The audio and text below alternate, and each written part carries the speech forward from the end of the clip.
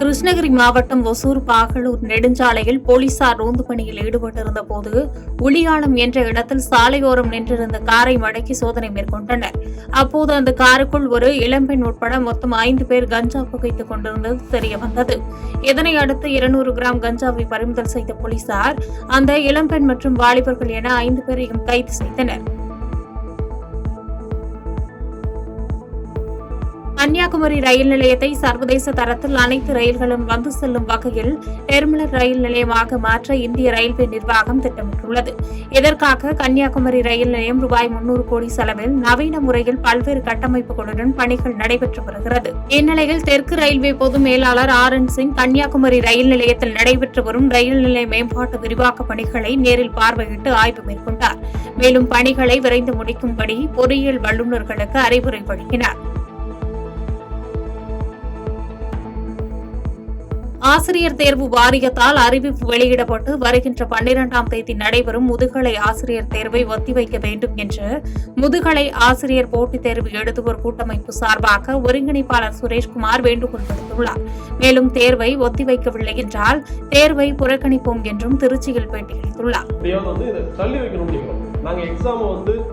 தடை கூறணும், எக்ஸாம் நடத்த விடாம பண்ணிடணும் அப்படின்றது நோக்கமே கிடையாதுங்க.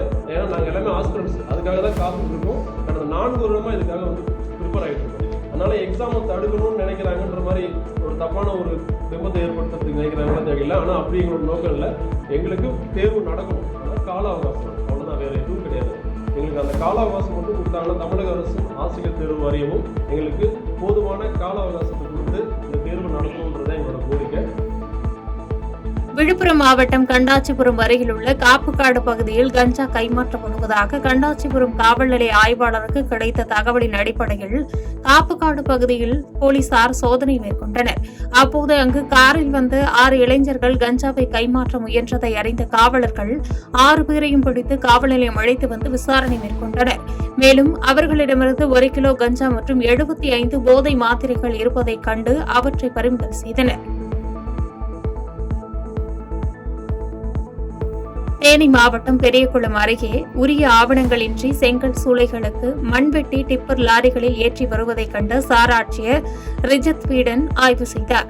அப்பொழுது மண் வெட்டி எடுத்த இடம் எங்கிருந்து எங்கு கொண்டு செல்லப்படுகிறது என்பதற்கான ஆவணங்கள் எதுவும் இல்லாததால் 4 டிப்பர் லாரிகளை பறிமுதல் செய்து காவல் நிலையத்தில் ஒப்படைத்தார். திருவண்ணாமலை மாவட்டம் வந்தவாசி அடுத்த கொரக்கோட்டை கிராமத்தில் உங்களுடன் ஸ்டாலின் திட்ட முகாம் சட்டமன்ற உறுப்பினர் அம்பேத்குமார் தலைமையில் நடைபெற்றது. கொரக்கோட்டை, கீழ்நமண்டி உள்ளிட்ட கிராமங்களுக்காக நடைபெற்ற இந்த முகாமில் பேசிய நாடாளுமன்ற உறுப்பினர் தரணிவேந்தன், இந்தியாவிலேயே தனிநபர் வருமானத்தில் தமிழ்நாடு 2ஆம் இடத்தில் உள்ளதாகவும், எனவே இந்த ஆட்சிக்கு துணையாக மக்கள் இருந்து 2026இல் மீண்டும் திமுக ஆட்சி அமைய மக்கள் உறுதுணையாக இருக்க வேண்டும் என்று பேசினார். மதுரை மாவட்டம் அரிட்டாப்பட்டி கிராம மக்கள் தொன்று தொட்டு பாரம்பரியமாக வணங்கி வழிபடக்கூடிய மந்தை கருப்பண்ண சுவாமி கோயில் தற்போது இந்து சமய அறநிலையத்துறைக்கு சொந்தமான கோவில் எனவும், இதில் யாரும் திருப்பணிகள் செய்யக்கூடாது எனவும், அப்படி செய்தால் துறை ரீதியான நடவடிக்கை எடுக்கப்படும் என்று அறிவிப்பு பலகை ஒன்றை வைத்துள்ளனர். இதனை அறிந்த கிராம மக்கள் அனைவரும் ஒன்று கூடி தங்களின் பாரம்பரிய புனித கோவிலான மந்தை கருப்பண்ண சுவாமி கோவில் தங்களின் உரிமை என்றும், இதனை அறநிலையத்துறை அபகரிக்க முயற்சிப்பதாக கூறி 200க்கும் மேற்பட்டோர் கோவிலின் முன்பு அமர்ந்து ஆலோசனை கூட்டத்தில் ஈடுபட்டனர். இப்ப அறநிலைத்துறை வந்து நாங்க முன்னோர்கள் ₹1 ₹2 போட்டு சேர்த்து இந்த மந்தையை உருவாக்கி தெய்வத்தை வழிபட்டுக்கிட்டு இருக்கோம்.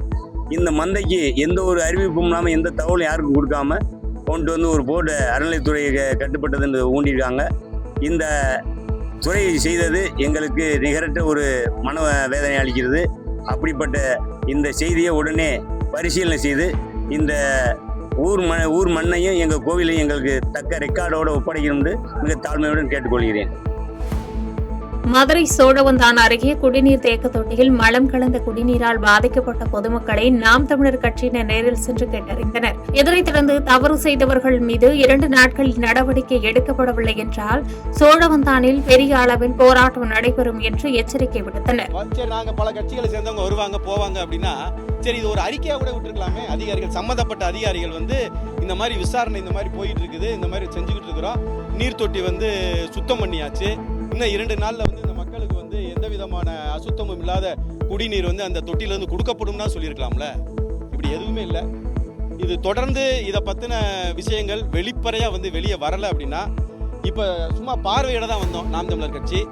இது ஒரு 2 நாள் கவனிப்போம். இது சரியான போக்கில் போகலைன்னா சோழவந்தானில் முக்கிய சாலைகளை மறித்து ஆர்ப்பாட்டம் செய்ய வேண்டிய சூழல் இருக்கும்.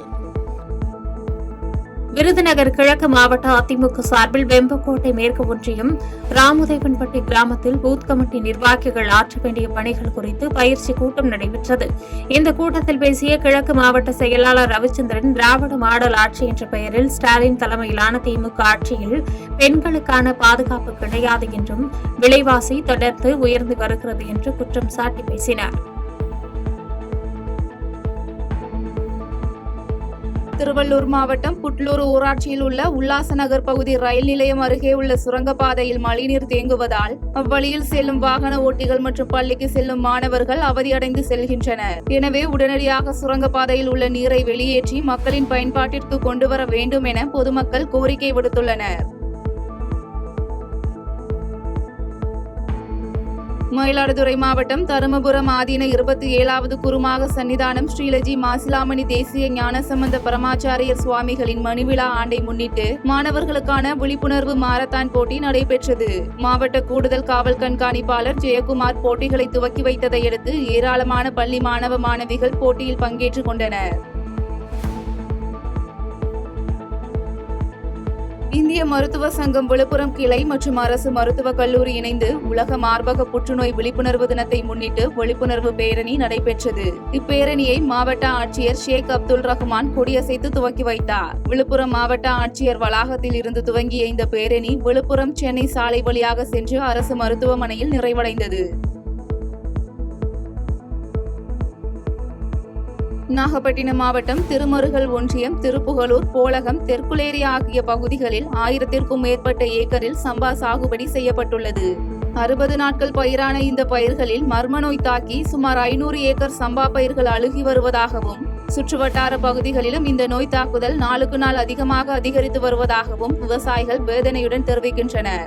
எனவே பாதிக்கப்பட்ட விவசாயிகளுக்கு அரசு கணக்கீடு செய்து நிவாரணம் வழங்க வேண்டும் என விவசாயிகள் அரசுக்கு கோரிக்கை விடுத்துள்ளனர். ஒரு 100 ஏக்கருக்கு மேலே சம்பா நெல் சாவித்திரி போட்டு சாவடி பண்ணியிருக்கோம். இந்த மாதிரி நோய் வந்து நாங்கள் பார்த்ததே இல்லை. ஏக்கருக்கு 30,000 ரூபாய்க்கு மேலே செலவு பண்ணியிருக்கோம். கேட்டால் அழுகல் நோய்ங்கிறாங்க. அது அவங்களுக்கும் தெரியல, எங்களுக்கும் தெரியல. எங்களுக்கு வாழ்வாதாரமே போயிட்டுங்க ஐயா. பயபக்கமே ரொம்ப ஊக்கம் இருக்காங்க ஐயா. இந்த அரசாங்கம் தான் ஒரு நல்ல உரிய நடவடிக்கை எடுத்து எங்களுக்கு ஒரு வாழ்வாதாரத்தை சரி பண்ணி தரணும்.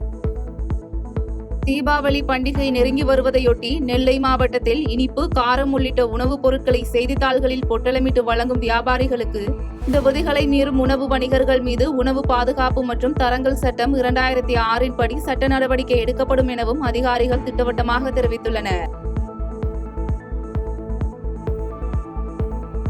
ஈரோடு மாவட்டம் தாளவாடி மற்றும் அதன் சுற்றுவட்டார பகுதிகளில் நேற்று மாலை முதல் இடியுடன் கூடிய கனமழை கொட்டி தீர்த்தது. இதனால் சத்தியமங்கலத்தில் இருந்து தாளவாடி நோக்கி சுமார் 30க்கும் மேற்பட்ட பயணிகளை ஏற்றுக்கொண்டு சென்ற அரசு பேருந்தின் உள்ளே மழைநீர் கொட்டியதால் பயணிகள் இருக்கையில் அமர முடியாமல் பெரிதும் அவதிக்குள்ளாகினர். மேலும் பேருந்தின் உள்ளே மழைநீர் கொட்டியதால் பயணிகள் குடையை பிடித்தபடி பயணிக்க வேண்டிய அவலநிலை ஏற்பட்டது.